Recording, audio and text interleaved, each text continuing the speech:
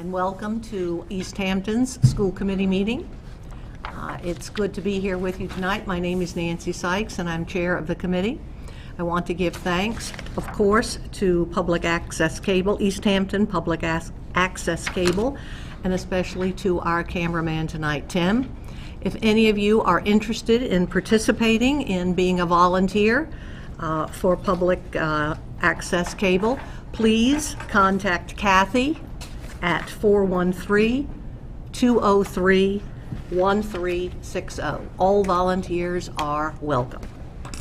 And now I'd like to turn our meeting over to Superintendent Follansby for announcements. Thank you, Ms. Sykes. The next school committee meetings are November 12th and December 10th.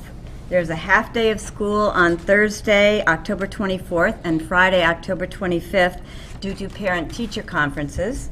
The Special Education Parent Advisory Committee will meet from 7 o'clock to 9 o'clock in the second floor conference room here at 50 Payson Avenue on the following dates: November 13th, December 11th, January 8th, February 12th, March 12th, April 9th, May 14th, and June 11th. That's it. Right? Can I ask a question about those meetings? Who, in addition to the parents, is that hosted by Ann and you? The Special Education Director, Sorry. Ann Knapp. Ann Knapp. Okay, so she hosts those meetings. Okay. That's right. All right. Thank you. And all parents of children with special needs in our school, our schools are welcome to attend and invited to attend. And I also attend from time to time so that I can hear people's concerns. All right. Let's see, LaDonna, do we have some correspondence this We have evening? a couple here. One is that you probably received in the mail from the Murphy, Hess, Toomey, and Lehane attorneys at law, just inviting us to their reception that they're having at the MASS conference in November. So welcome to that. Okay. And then also we received a letter from a concerned parent about the busing and asking us for an exception to our policy so that she could have her daughter ride the bus, get the bus to school. Okay. All right, thank you. Any gifts this evening? Yes. Can I ask a question? Oh, yes. At some point, will we be able to discuss that matter of the busing policy? I don't know that it's on the agenda tonight, but I see no reason why it cannot be at some point. And there's public speak if someone wants to get up and speak about it as well. Okay. I was just hoping that at some point we could discuss that policy Okay. as a group. All righty. LaDonna, gifts? Okay. Please vote to accept with gratitude and appreciation the following gifts. Meg Dermody for the donation of clothing to the school nurse's office at Wyperk Middle School, and the following donations to the Easthampton High School Dog Show: $100 each from Palmer Paving Corp. and Old Colony Package Store, $50 each from Big E's, Mantis Graphics, Harley Davidson of Southampton, Dr. Nora Hankey, I'm sorry if I mispronounced that, Easthampton Savings Bank, Forest Savings Bank, Flurry Lumber, Taylor Real Estate, A to Z Storage, Rentals, and Cernak Buick. Second. All right, all those in favor of accepting these gifts with gratitude, say aye. Aye. They are accepted with much gratitude. At this time, any other gifts? That's it. At this time on our agenda, we open up to what we call public speak. If there is anyone here this evening that would like to speak to a topic that is not necessarily going to be covered on our agenda later this evening, please step forward to the podium, introduce yourself, and tell us where you live in Easthampton, and tell us what you want to tell us. Is there anyone here that would like to? Yeah, I'm actually the concerned parent who sent the letter about. All right, come on up, please. Thank you. Just introduce yourself and... Hello, everyone. My name's Angelica Trenholm. My daughter's Casey. We live in Southampton, 42 Lion Street, which is right across the street from Easthampton. Casey's been in the Easthampton school system for a little over 4 years. She started at Pepin School. She's now in 8th grade at Whitebrook. Our hopes were, we knew as we purchased the property, we were looking in Easthampton, trying to find a property appropriate for us, ourselves, and to addition my mother. What we wound up finding was in Southampton, unfortunately, hoping to keep Casey in the Easthampton school system. Right across the street was a bus stop. I assumed she would be able to ride the bus to school. To my dismay, I found out she could not. We're here today asking if there's a possibility for consideration to be taken. I unfortunately misspoke in my letter and said that I pay water and sewer taxes to Easthampton. I recently found out that it's a bill and not a tax, but it is towards the town. I have noticed that there is still room on that school bus in the morning when I'm able to see. I understand there's a fee associated. I am happy to pay that fee. And she brought her backpack along that is back there. It's very big and heavy. She's tried riding her bike to school. We're 1.7 miles, which is below the 2 miles. I understand that also, but she's had great difficulty getting to and from school with the heavy books. I keep trying to ask her if she could bring less books home, but she keeps insisting she needs them all. I work as a visiting nurse, and I've been trying to do my best to transport her as I can. However, it's been difficult. Well, thank you. Thank you so much for coming this evening and for bringing your concerns to the school committee personally. And thank you, Casey, for coming this evening. And certainly we appreciate your letter. And I think that from what I hear from a couple of members of the committee, that there will be an opportunity, not this evening, but there will be an opportunity for us to discuss this situation. I appreciate that. Okay. Thank you very much. Thank you so much. Anyone else that would like to come forward and speak to an issue that they have, that they'd like to share with the committee? Seeing no one, I believe at this time we have some presentations that are scheduled to be presented.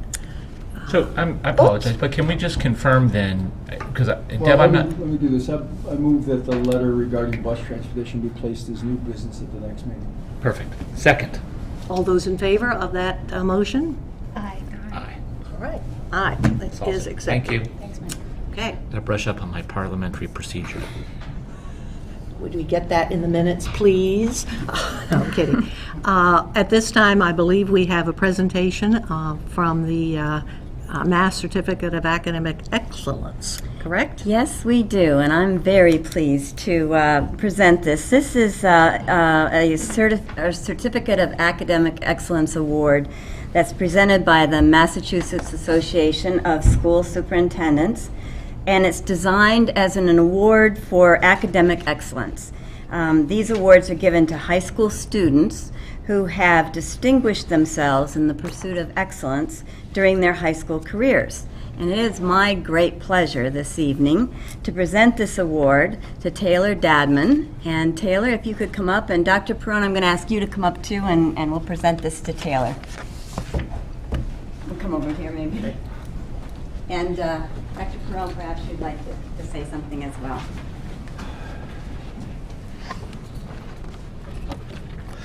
Historically, this award was given at the end of the school year, and there was a change in policy from the Superintendent's Association, and the effort was to allow a deserving student to earn the award at the beginning of the school year and then add it to a resume, a transcript, if you will, so that they would be able to more efficiently market themselves to colleges that are out there. But Taylor is a wonderful recipient for this award. And the superintendent, I know, had to do her due diligence because we presented 6 names for her to look at, and she had a difficult time choosing a winner, but Taylor distinguished herself from her peers, and she's a wonderful recipient for this award. Congratulations. And Taylor, congratulations. We're so very proud of you. Thank you. All right.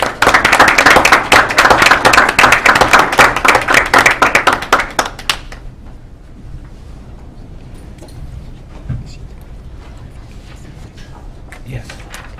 Yes. Yes. What?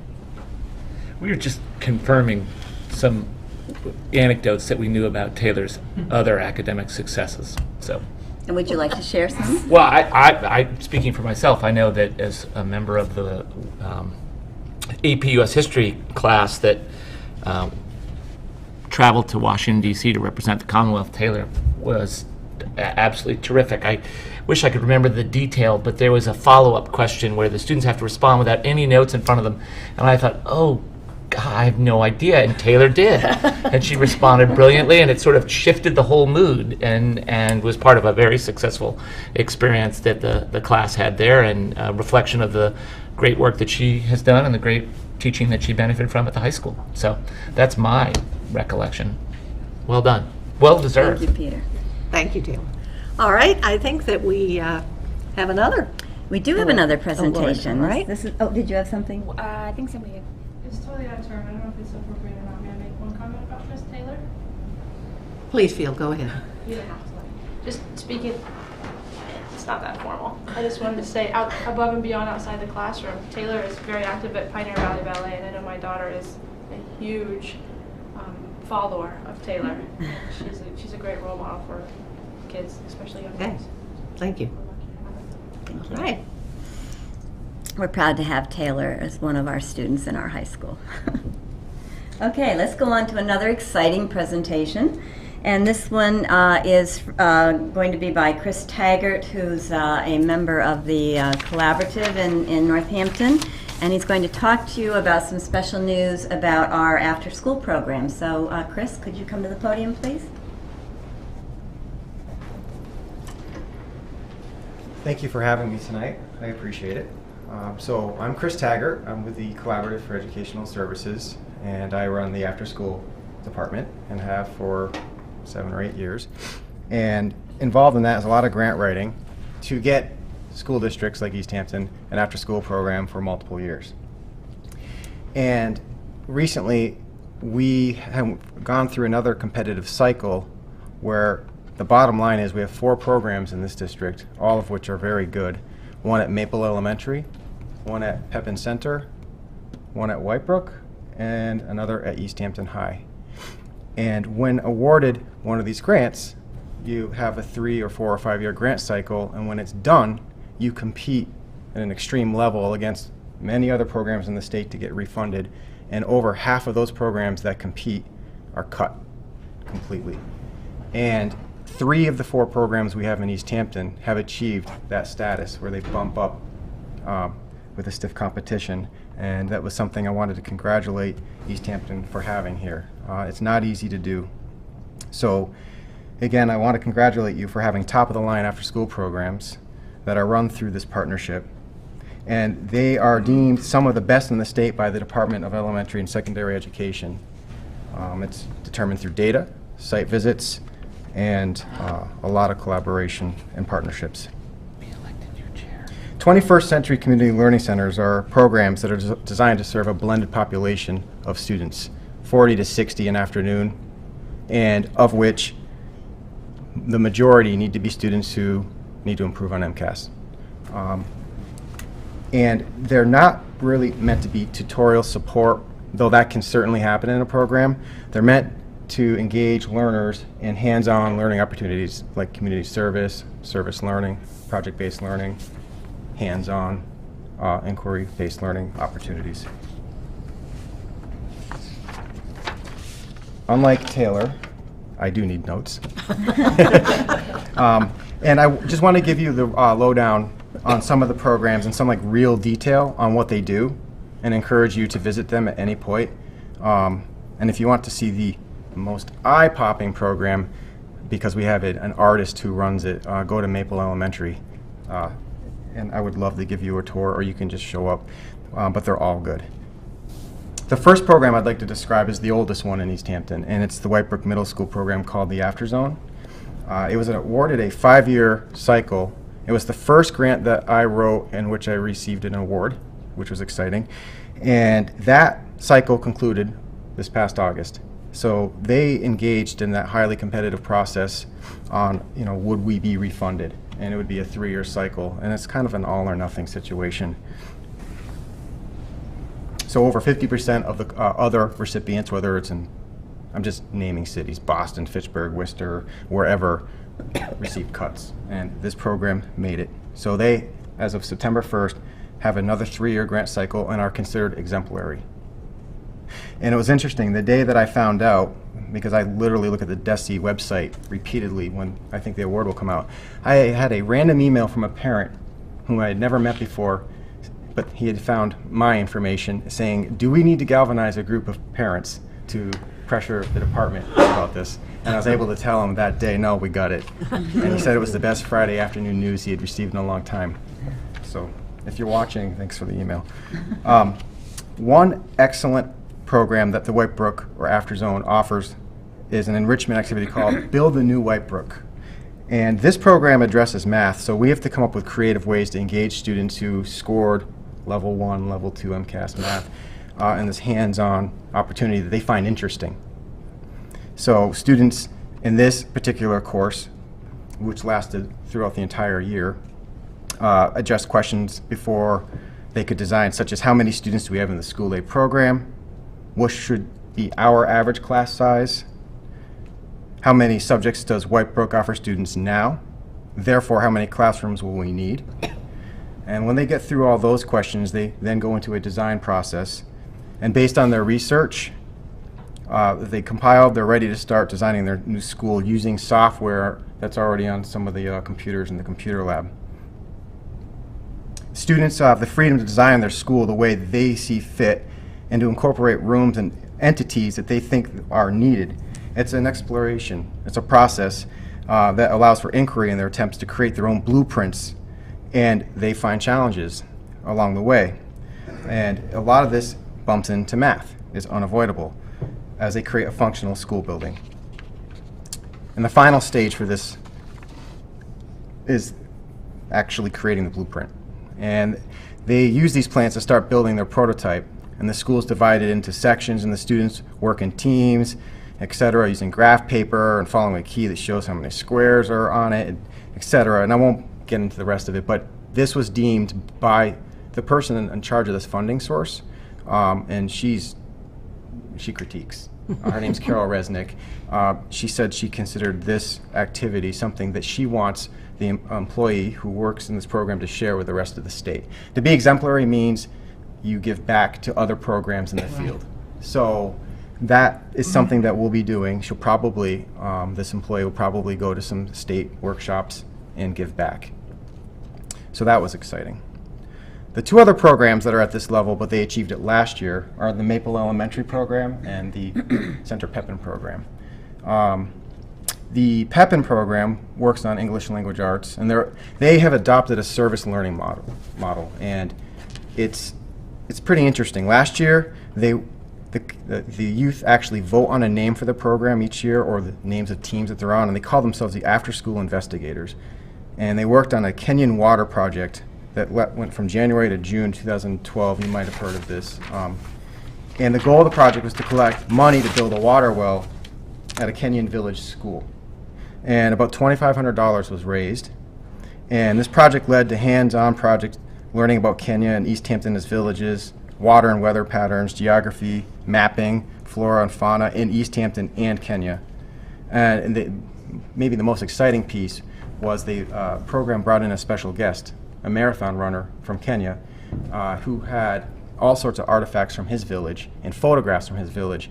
And he was able to, in the cafetorium at Pepin, and I was there, I watched this, speak with students about how much this would be appreciated.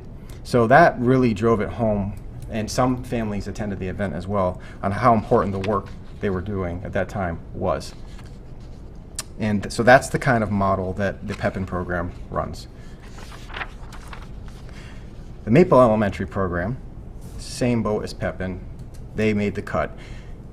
I was really worried last year when writing this grant to get the two of these programs refunded, because the schools are like less than a mile from one another and served somewhat similar populations. And despite both having great visits where the department comes in for this process and they give you a scorecard, it's like a report card on how your program performed on one day, a snapshot that can work for you or against you very quickly.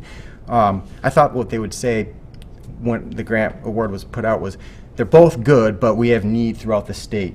We've got other towns and districts with higher low-income percentages, and you can have this one but not that one. So to me, it speaks volumes that they funded both, because I saw that playing out that way, and it didn't. So Maple's been very successful at developing a sense of community. They have a coordinator there. Again, she's a local artist. In each afternoon, they participate in what they call a peace pledge, and the students write this. And essentially what it is it's getting students to buy into their own guidelines for behavior. And they make it this big ceremony every day. And it was a response to year one where behaviors were challenging. And some of the space, you've got to really get their buy-in. And so they did, and they're really good at it.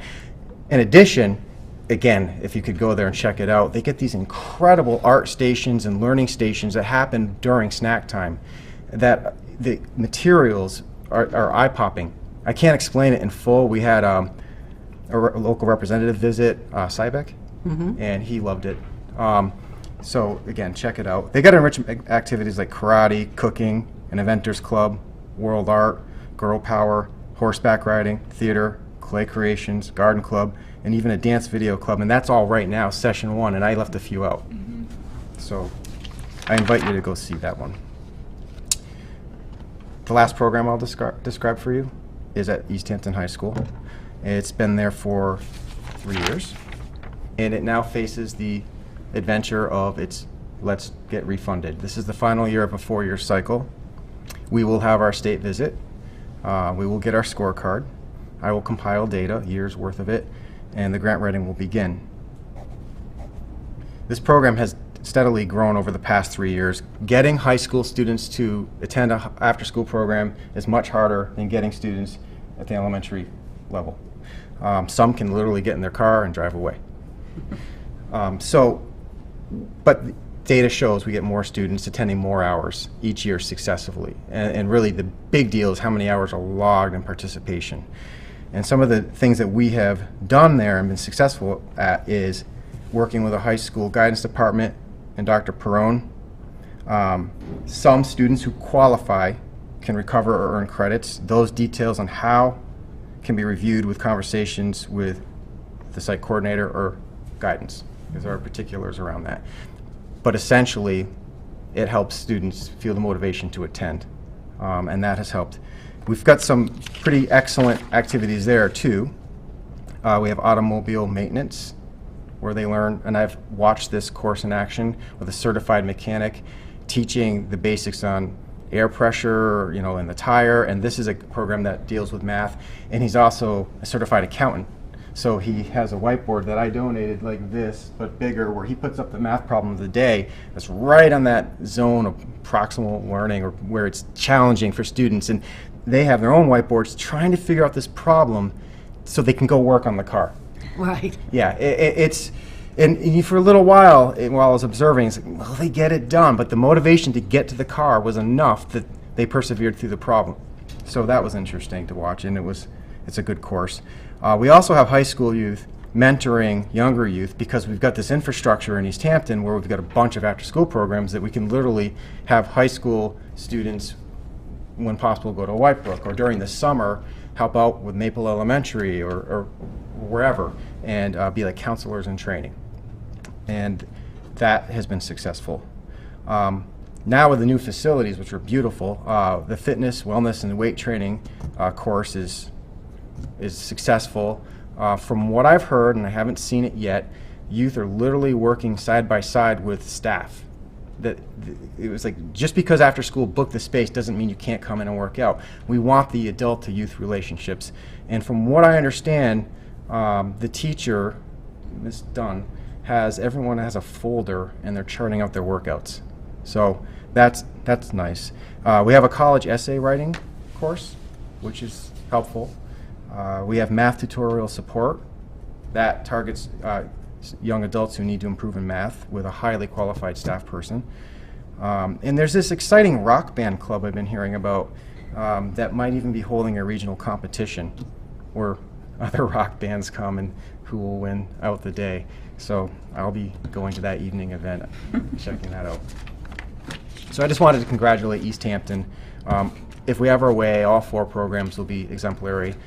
That puts a lot more work on the site coordinators or the site managers as they have to go give back what the thing is that they are exemplary at, but that's how you keep it going. And it's not easy to do, and that's why I'm here tonight to say I have seen programs cut left and right through this process. And to have 3 of these programs, 3 for 3 in Easthampton, you know, you should be proud. Well, thank you. Thank you, Chris. You should be proud. I represent the team, which includes the Well, thank district. you. Does anyone have any other questions for Chris?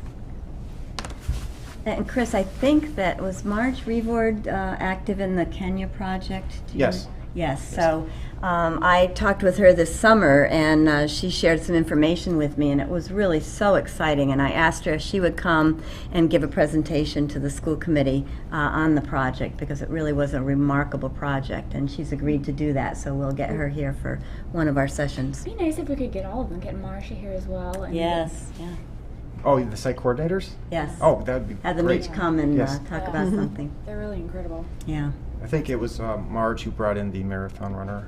I don't remember Yes, his name. yes, I think Great so. idea. And we thank you, Chris, for all the hard work you've done in writing those grants and getting these after-school programs for us. It's been a tremendous asset to our students here in Easthampton, so thank you. Appreciate it. Thank you very much. Thank you.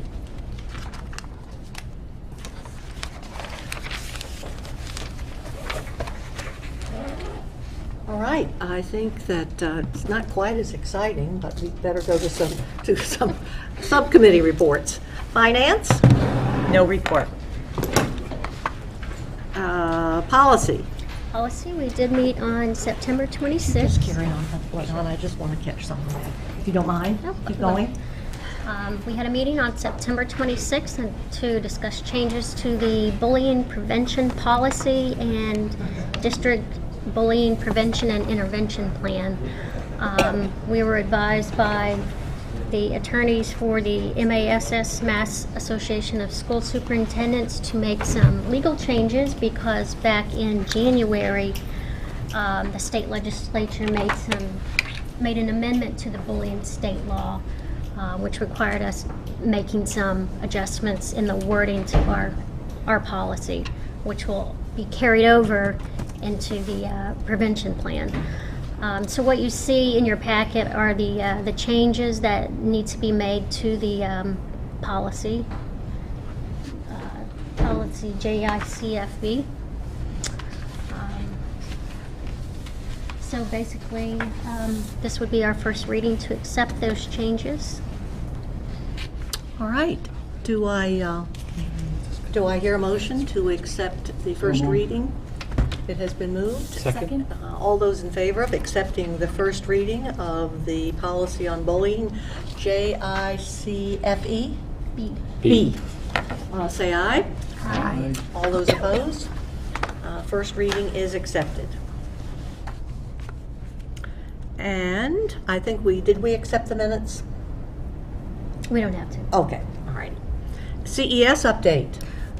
Yes, I apologize. I didn't write anything up, but we did have a meeting in September, and just to update the committee, probably an hour was taken on grievances, and then the rest of the time we spent a lot of time just talking about they're beginning their search for a new executive director for CES. Okay. So that's the big thing that's going on there. So. All right. Grievances as a matter of policy or grievances at CES? Sorry. Yeah, something that we don't see here, which it's very different for me to have to go through that. But be very thankful as a school committee, those don't rise up to our level. Okay, thank you. Student government, we don't have our students tonight. She is Oh, at it's the college fair. I fair. saw her Yes, there, yes. Wow, so well, I it's think very that's- important.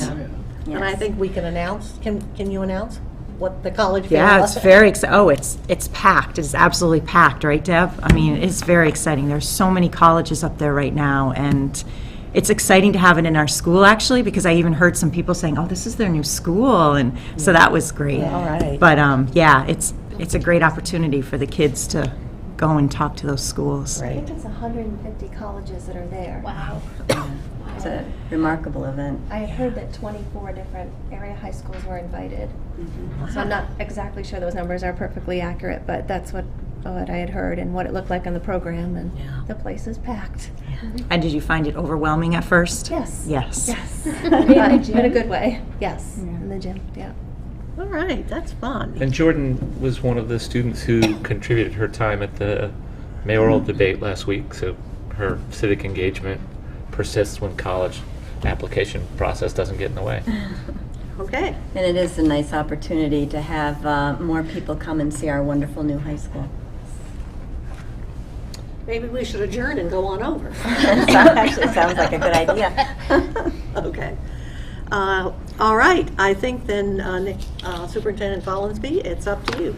Superintendent's report. So first on the agenda, I'd like to introduce Ashley Barstow, our new Director of Technology. And Ashley, I'm going to ask you to come to the podium and introduce yourself, and we'll see if anybody has any questions for you. We're delighted to have Ashley on board. Hi everyone. As you know, my name is Ashley Barstow, and I recently just started last week. And it's a very exciting time here. Looking very forward to ensuring our district's financial capabilities as far as technology, building long-range planning, and ensuring that we're quite capable of meeting all the PARC requirements for the new online testing that's coming down the system. I have about 12 to 13 years of working in the educational system already. I've previously been employed over at Franklin County Technical School, where I've seen a lot of changes over the years and feel very confident that they were left in a position that their technology is good to go for everything that's coming up in the next few years. I look forward to trying to accomplish that here as well. Some of the main things that we're doing now is we're integrating we're bringing in some virtualization. I don't know if people have heard of that, but we're bringing that into the district, along with utilizing some of the fiber optics, and we're probably going to be moving to some of the MBI, which is a mass broadband initiative. I think everybody's heard of that. And we're looking to combine the technologies in the most efficient manner for both the district and the town, because it's all about money at the end of the day, but we have to make sure we get the resources to the students. I love being in the classroom, and I find that working with the teachers on an individual basis helps me find out exactly what their needs are, so that we never spend too much, but we get exactly what they need. And I look forward to bringing that all together, the district, and helping out and being here for the long term. Okay. Sounds good. And I just want to comment that although we haven't met yet, I've already heard about Ashley. We're planning to meet. He's been working with Barry. We're in the middle of some network-related construction that's relative to MBI, and the fact that MBI did not include the middle school in its build-out. And so the timing is perfect. I think it'll work out well. And I look very forward to working with the town on that, and maybe even other future projects, whatever we can do. Okay. Well, that'll be the last one with me. With you, yeah, I hear you leaving. It's not me, is it? Yeah, and Ashley has just hit the ground running. We're really pleased about that. He's been out in the schools and coming up with a number of ideas to make our whole operation more effective and more efficient, and so we look forward to what's to come. Yes. And I look forward to the free healthcare plan that I got. We're running between all the schools and up and down buildings. I thought I was going to have to let my pants out, but not anymore. That's good. Any questions, Anything Ray? else? Okay. I look forward to Thank you, dealing with you Ashley. guys all in the future and helping out the school district. Thank you. Sure you'll be invited back, Ashley. Thank you very much. Okay. So next on the agenda, you have in your packet the names of the class of 2014 students who qualify for the John and Abigail Adams Scholarship from Easthampton High School. We're very proud of these students. This scholarship qualifies students to receive free tuition at any Massachusetts public college or university. To qualify, a student must score advanced in one category and proficient and advanced in another category, either English language arts or math. So the awards are based on their performance on the grade 10 MCAS, English Language Arts and Mathematics. So we're very proud of these students, and I wanted to include this information in your packet. Nancy, you just mentioned something, and I apologize. I could ask this outside, and you don't need to spend a lot of time. But the results are, I mean, the standing for the scholarship is strictly now MCAS. Yes. Okay, and again, it's advanced in at least one and proficient in the others. Proficient or advanced in the other, yes. And that's grade 10. Grade 10. Grade 10. Grade 10 MCAS, yeah. So it's quite an accolade for the students who've received this scholarship. Again, something else to be proud of our Easthampton High School students and our students in general. The next thing I wanted to talk to you about, share with you, and you'll be getting more information on this, but I wanted to alert you to the fact that we've received a very important grant. It was a national competition. This grant, it was a competitive grant from the drug-free, it's called the Drug-Free Communities Support Program from the federal government. And I'm going to read to you, I've enclosed in the packet a little bit of the information they sent to us. It's $125,000 a year for 4 years. And I'm going to read to you from the program overview that kind of gives a synopsis of what these monies are for. In essence, in our community, it's going to help us carry on the work that we've done with SPIFFy and the Easthampton Task Force in terms of identifying ways to help children avoid substance abuse. But here's the program overview from the DFC website. And you can go to the website and get more information on this as well. But as I said, we will be doing more presentations. So the Drug-Free Community Support Program is a federal grant program that provides funding to community-based coalitions that organize to prevent youth substance use. Since the passage of the DFC Act in 1997, the DFC program has funded nearly 2,000 coalitions and currently mobilizes nearly 9,000 community volunteers across the country. So again, this is a competitive grant across the entire country. The philosophy behind the DFC program is that local drug problems require local solutions. With a small federal investment, the DFC program doubles the amount of funding through the DFC program's match requirement to address youth substance abuse. Recent evaluation data indicate that where DFC dollars are invested, youth substance use is lower. Over the life of the DFC program, youth living in DFC communities have experienced reductions in alcohol, tobacco, and marijuana use. The matching funds come, for the most part, from in-kind contributions, well, actually entirely, from in-kind contributions in our district. For instance, the participation of the school resource officer in the coalition would be one example. My participation, we're going to change the grant as Marley Martinez-Chevette has left the district, and I'm going to replace her as project director, so that's another in-kind contribution, the amount of time that I work on it. And then there's a project coordinator that we hire through the grant funds to help manage the grant. So there are participants from a number of different community organizations who will be part of this grant. We're required to have participants from the youth sector in our community, parents, business, media, schools, youth-serving organizations, law enforcement, faith, civic and volunteer groups, health, and state and government organizations. So it's really quite a comprehensive approach. We're excited about being able to carry on the programs that SPIFFy and the Easthampton Task Force has promoted in our community and initiated, and so there'll be lots more to come. The first requirement is to go to a conference in Washington, D.C. To learn more about this grant and to meet other grant awardees.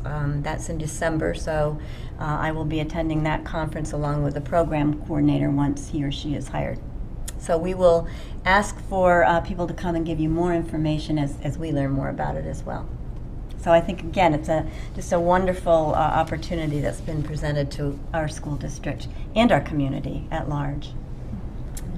Any questions about that at this point?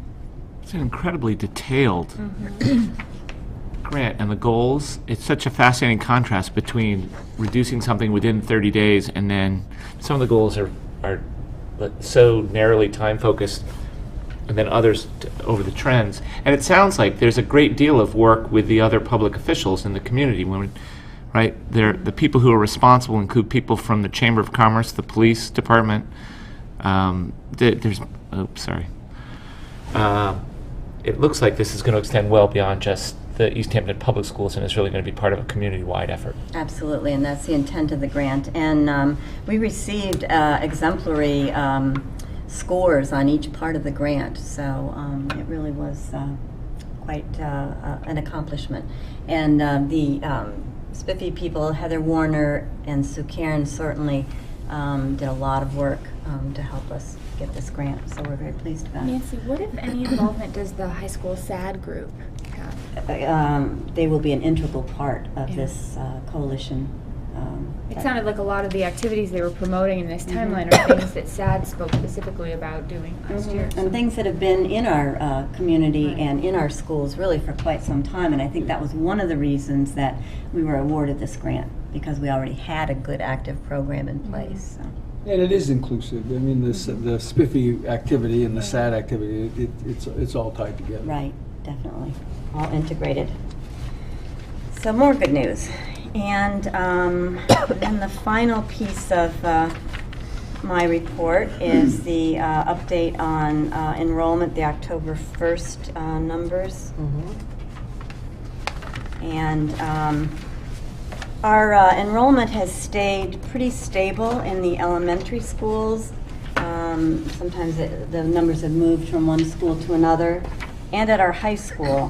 But our middle school still is losing students, and over time. So, we're going to look specifically into what students we did lose this year. That's something that is being done by by Lynn Moran in her office, and try to determine, exactly what it is that happens here. So the good news is that, we are staying stable in our other areas. What is Lynn Moran's role in the school? She's the data person, the state reports person, so she does all the student enrollment and all the EPIMS data that the state collects on teachers and students, and discipline statistics, all those kinds of things. Our parent surveys should help a lot too, to help us Yes, absolutely. get a handle on it. For the Outreach Advisory Committee is designing a survey to get information, input from parents on what they like about our school district and things that they wish we would change, I guess. Do you have information on charter and choice? Yeah. I do not, no, not yet. Nancy? Well, the Hill Towns are now part of Easthampton. Yeah. Yeah, I think the superintendent saw my email. Yes, I did. I don't think we bothered to share it with anyone else. No, I thought we probably should keep that between us, but. Oh, well, now, come on. It was a curt response to the notification, suggesting that someone didn't bother to even look at the site. Even though they stated that they did. Yeah. Yeah, so we, I sent them pictures, just so yeah. Obviously not. They picked the most very rural part of persuasive town. pictures. I think it's, And yeah, industrial. it's hard to determine, how these decisions are made. I mean, I think that that's something that we all probably have questions about. There's a hill nearby. If I were better organized, Where's my gavel? sorry, if I were better organized, I would have been able to pull up this information going back over a couple of years. But could we, and I know I'm going to be asking something that's going to fall on Sue's shoulders, so I'm sorry. I promise I'll keep track of these going forward. When we look at the picture of where the student enrollment is at this moment, the tendency is to look like, oh, look, there's grade 5 and there's grade 6, but that's not really what we need. We need last year's grade 4 to look at this year's grade 5. And that's the information that I tried to find and wasn't able to this weekend. So would it be possible to get back copies of the last 2 years just to be able to see some of the trends? Because, I mean, you know. Easily. It would be Okay. easily, I would easily be able to get that for you. And actually, before this report tonight, I thought, as I was looking at it and looking back over the older reports, I thought, well, this would have been very helpful for all of you to have. So Right. I'll send that out to you However far tomorrow. back we can go without it becoming ridiculous would And be it interesting. should not be a difficult issue Like at to all. look at the day we announced that the new high school was being built and the year previous to that, though, you know, to kind of follow those trends as they go. Because I know my son's year just happens to be a freakishly high birth year, so that class, you know. Yes, and that happens too. Sometimes we have particularly small classes that go through our schools or large classes. So. Well, you know, again, anecdotes are hard, and I don't know what kind of information we have about the number of young children in the community, but anecdotally, it seems to me that there are a lot of preschool age children in the community right now, and so when we look at a total number of 1532, you know, if the kindergarten and grade 1 numbers or grade 4 numbers continue to be sustained, that number could easily be 1,700 in the space of 3 or 4 years. So again, it comes back to that question of how we're using our resources and the spaces that are right now. If it's one class or another in a building, we can shift people around as you've done. But I think that the Easthampton Public Schools are a great place, and one of the great strengths is in the elementary education. So I would expect those numbers of 120. There's 250 students in kindergarten and first grade.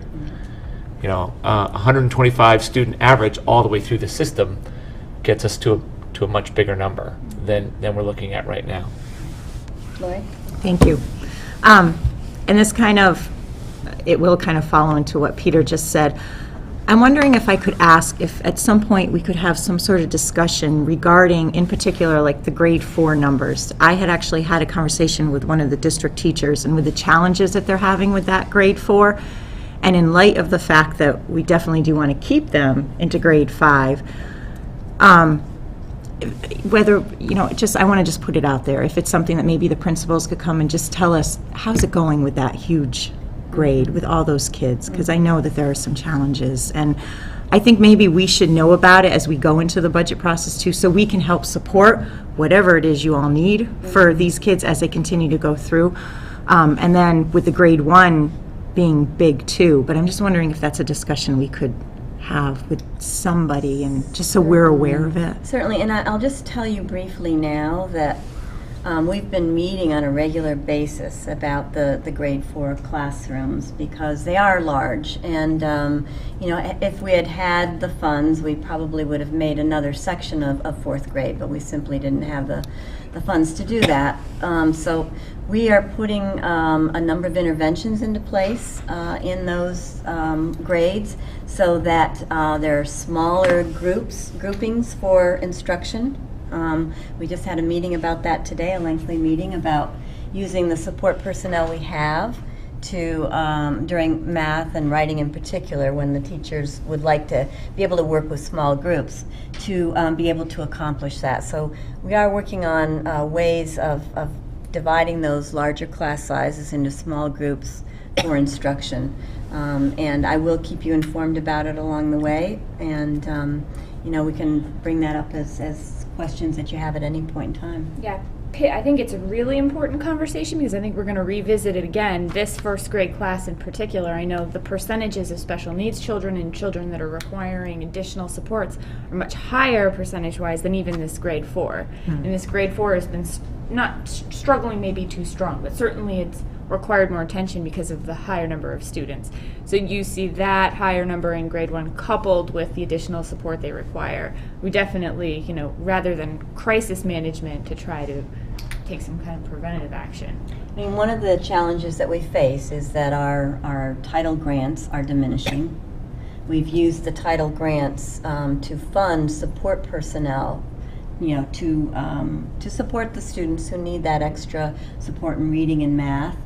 You know, in terms of our special education teachers, we have what we need, but you know, we don't have a lot of wiggle room. Right. So Ms. Gilfeather's presentation made it really clear that when we do devote those funds, the external standards, not just us feeling good about the students or whatever internal grades are generated, but that by the external standards, similar to the ones that are used for the John and Abigail Adams, where we're compared to people across the states, when those funds get targeted, we see positive results. I know I'm framing this in a much bigger picture than the enrollment discussion, but taking the long view, this is part of why a redesign of the elementary school system and ultimately a new elementary school, which I would even go so far as to say if we pull 5th grade into the elementary school building, you're going to see retention numbers improve. And I hope that survey information would help out. But as part of educating the people in the community as a whole about why, both on an operating basis and ultimately on a capital investment basis, the schools are, it's just vital that we address these needs, because the children don't get to do these grades over later on. We have to do this as soon as we possibly can. well, one specific example, mostly due to the diminished funds in Title I grant, is that we used to have 5 reading support people at the elementary level. We now have 3. And you know, we don't have the funds to put them back. So yeah, there's a direct correlation between the funds that we have to support the needs and our ability to make the kinds of gains that we've seen at the high school this year. What is the capacity, the per class average capacity at the high school? It really varies depending on the course. It's really more. Right. I'm saying, like, for, let's say, the current grade 9, if we took an average of each grade level, what is the total building capacity at the high school? Thinking about beginning there, that's our newest It was structure. built for 524 Oh, students. right. I see what you're saying. You could certainly teach more students in that building than 524, but it was sized for 524 students. So you take So you've that got number. you've got 456 in there now, so you've got room for 75 more children or thereabouts. But if you figure that's the building that's certainly not going to be replaced for quite some time, you take that number, divide that by 4, and work backwards and anticipate this is our ceiling, this is what we should be willing to accept at the elementary level, and at the middle school level, is that even a possibility, and what's the discussion that has to happen moving forward? Yeah. Okay. All good questions. All good questions. Okay. Done, Nance? I am finished. Yes, All thank right. you. I think then we will now go to our minutes. Motion to approve the school committee meeting minutes of September 24th of 2013. Second. All those in favor of accepting the minutes as presented from the September 24th, 2013 regular session, say aye. Aye. Opposed? Abstention? The minutes are accepted as presented.